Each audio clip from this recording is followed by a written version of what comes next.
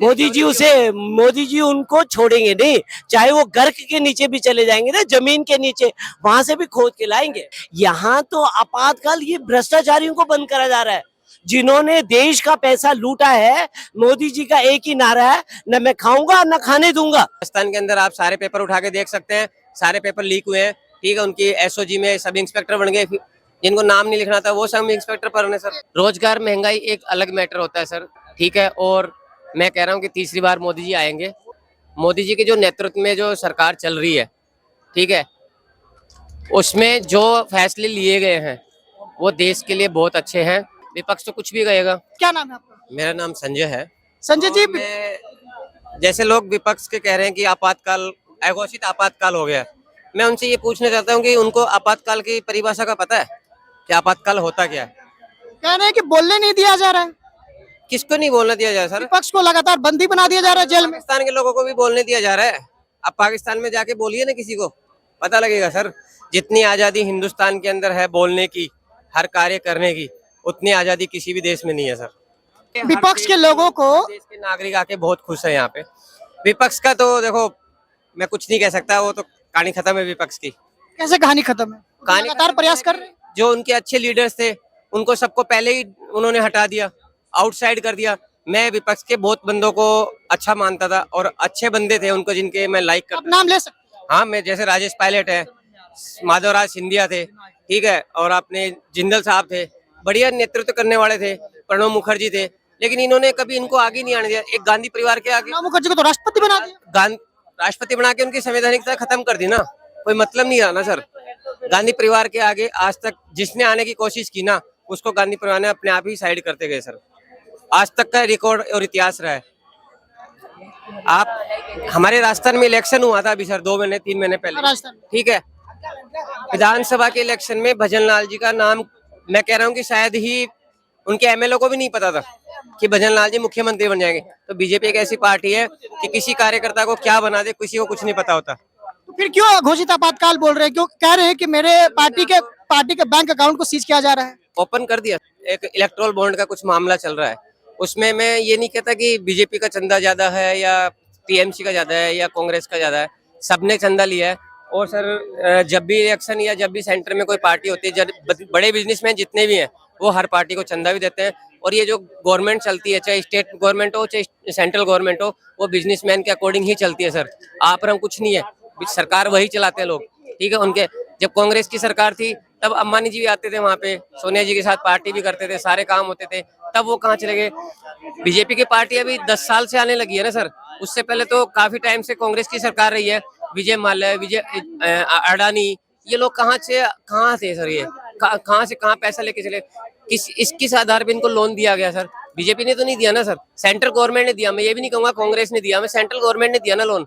आज वो देश से बाहर है सर, रिकवरी गवर्नमेंट कर रही है, सेंट्रल गवर्नमेंट कर रही है। तो ये भी कह रही है कि मीडिया का आवाज बंद किया जा रहा है, या तो जो सरकार के पक्ष में केवल उन्हीं को बोलने दिया जा रहा है। मीडिया की आवाज बंद होती तो मैं आपके माइक पे बोल ही नहीं पाता सर, इतना खुला नहीं बोल पाता सर। बताइए आप, मीडिया का आवाज कहाँ पे बंद है? आपको लगता है मीडिया की आवाज बंद है सर? आप बताइए, लगता है आपको मीडिया की आवाज बंद है सर? ये तो विपक्ष का कहना है। विपक्ष तो कुछ भी कहेगा। देश में डेमोक्रेसी उसकी क्रिटिसाइज किया जाए, पक्ष का क्रिटिसाइज, पक्ष विपक्ष तो होता है इसीलिए सर। कल को ये सरकार में आएंगे फिर ये भी विपक्ष में ऐसे करेंगे। लेकिन जो अभी जो मोदी जी के जो नेतृत्व में जो सरकार चल रही है, ठीक है, उसमें जो फैसले लिए गए हैं वो देश के लिए बहुत अच्छे हैं, ठीक है। और मैं कह रहा हूँ कि तीसरी बार मोदी जी आएंगे, बहुत अच्छे।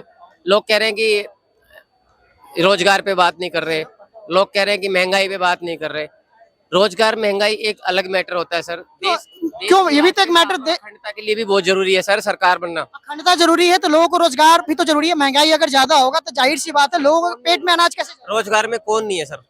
हर आदमी, आज आप किसी भी चौराहे पे किसी भी चले जाओ सर, हर आदमी 500-700 रुपए का काम हर आदमी कर रहा है सर, ठीक है। और जहाँ पे जो रूल रेगुलेशन के अकॉर्डिंग वैकेंसी निकल रही है वहाँ पे भी हो रहा है। हमारे राजस्थान का तो कितना बुरा हाल हुआ है सर, कोई वैकेंसी क्लियर ही नहीं हुई गहलोत सरकार में। बीजेपी की सरकार है यूपी में और वहाँ पेपर लीक हो जाता है। अभी कहीं नहीं हुआ पेपर लीक। बिहार के यूपी के अंदर उसकी जांच चल रही है, जांच एक आज पकड़ा गया, एक ही पेपर लीक हुआ सर। राजस्थान का तो बिहार में भी तो लीक। बिहार का मुझे नहीं पता। मैं राजस्थान का बता सकता हूँ, यूपी का एक पेपर का मुझे पता है, पुलिस का पेपर अभी लीक हुआ था। राजस्थान के अंदर आप सारे पेपर उठा के देख सकते हैं, सारे पेपर लीक हुए हैं। ठीक है, उनकी एसओजी में सब इंस्पेक्टर बन गए, जिनको नाम नहीं लिखना था वो सब इंस्पेक्टर पर होने सर। क्या लगता है कि देश में जिस प्रकार से विपक्ष का कहना है कि अघोषित आपातकाल लगा हुआ है, देखिए आपातकाल तब लगा था जब इंदिरा गांधी जी ने आपातकाल लगाया था। घोषित लोगों- बोल रहे हैं। हाँ हाँ वही ना, वो मैं बता रहा हूँ आपातकाल की क्या डेफिनेशन है। आपातकाल ये होता है कि आपको सीधा उठाया और बंद कर दिया पुलिस ने। यहाँ तो आपातकाल ये भ्रष्टाचारियों को बंद करा जा रहा है, जिन्होंने देश का पैसा लूटा है। मोदी जी का एक ही नारा है, न मैं खाऊंगा न खाने दूंगा। देश देश देश जो है विकास की गति की ओर जा रहा है, और जिन्होंने देश को खोखला करा है ना, मोदी जी उनको छोड़ेंगे नहीं। चाहे वो गर्क के नीचे भी चले जाएंगे ना, जमीन के नीचे, वहां से भी खोद के लाएंगे। तो देखिए ये देश की पैसा है, हम लोगों का टैक्स का पैसा है, और ये हमारे भारतवर्ष को विकास की गति देने के लिए लगना चाहिए ये पैसा, ना कि नेताओं की 52 करोड़ का शीश महल। जो आदमी कहता है मैं मकान नहीं लूंगा, मैं दुकान नहीं लूंगा, मैं गाड़ी नहीं लूंगा, न मैं बंगला लूंगा। आज वो मतलब बंगला नहीं लूंगा, मकान ले देखिए मैं अन्ना हजारे के आंदोलन को मैंने देखा है दिल्ली में, और मैं आया भी हूँ अन्ना हजारे जी के आंदोलन में। मैं केजरीवाल जी को बहुत पसंद करता था यार, देश को एक ऐसा नेता मिलेगा जो सबकी बात सुनेगा सर। लेकिन आज जब जैसे जैसे उनके मंत्री जी जेल में जा रहे हैं, उनके बारे में जो बातें निकल के आ रही हैं, शराब नीति कितना बड़ा घोटाला, बच्चे बच्चे को पता है शराब नीति क्या है। संजय सिंह तो कल छूट गए, संजय सिंह बेल पे छूटा है। आते उन्होंने वापस शुरू कर दिया अपनी कार्रवाई, फिर बोलना शुरू कर दिया उन्होंने। तो कोर्ट ने तो बोला उन्होंने कि राजनीतिक उपस्थिति आप दर्ज कर सकते हैं। जब तक आप किसी मुद्दे के बारे में नहीं पता हो ना डीपली, उसके बारे में नहीं बोलना चाहिए। संजय सिंह जी अभी आए हैं ताजा, पहली बार ही सांसद बने थे, दूसरी बार सांसद बने संजय सिंह जी। ठीक है, मोदी जी का तो जमाना गुजर गया सांसदी में, और तो दूसरी बार ही सांसद बने मोदी जी। सांसद दूसरी बार बने, लेकिन मुख्यमंत्री में तो उनकी जिंदगी गुजर गई सर। मेरा सीधा सिंपल सा एक ही है कि जो राष्ट्र की बात करेगा वोटर उसके साथ में, चाहे युवा है, चाहे बुजुर्ग है, चाहे और है। इस बार 400 का नारा दिया है, लेकिन मुझे आशा है कि 400 प्लस जाएगी सीटें। 400 प्लस कैसे जाएगा? विपक्ष का भी तो जगह है। अरुणाचल प्रदेश का आपने कल रिजल्ट देखा होगा, वहाँ पे कैंडिडेट ही नहीं खड़ा किया। अरुणाचल में तो कितना ही सीट है?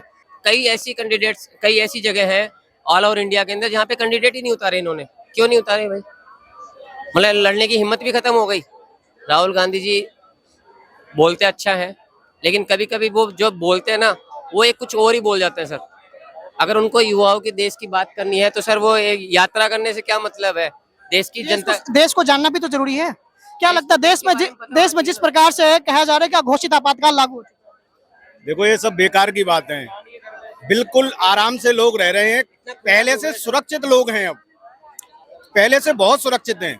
जब से मोदी गवर्नमेंट आई है और उत्तर प्रदेश में विशेषकर योगी सरकार आई है, पूरी तरह से देश का हर वर्ग का आदमी सुरक्षा महसूस कर रहा है और पूरी तरह से आनंदित है।